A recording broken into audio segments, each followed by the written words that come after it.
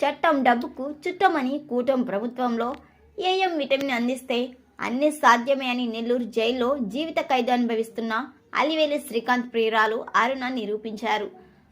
నియమ నిబంధనలు, చట్టం, న్యాయం ఇవన్నీ డబ్బుతో కొనుగోలు చేయని వాళ్ళకే అని అరుణ నిరూపించడం సర్వత్రా చర్చనీయాంశమైంది. చిన్న పనిపై సామాన్య ప్రజలు ప్రభుత్వ కార్యాలయానికి వెళ్తే అబ్బో ఎన్నెన్నో నిబంధనలు చెప్పి అంతిమంగా ఏపీ విభజన తర్వాత ఏర్పడిన చంద్రబాబు ప్రభుత్వంలో సదరు క్రిమినల్ 4 ఏళ్లకు పైగా తప్పించుకుని తిరిగాడు. ఆ తర్వాత తనకు తానుగా లొంగిపోయాడు. ప్రస్తుతం నెల్లూరు జైల్లో ఉంటున్నాడు. ఇతని పెరోలు తీవ్ర వివాదాస్పదమైంది.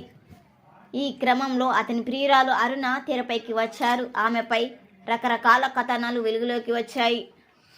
అయితే డబ్బుకు దాహోదం కానీ వాళ్ళెవరూ లేరని తన ప్రియుడి పెరోల్ విషయంలో అరుణ నిరూపించారు.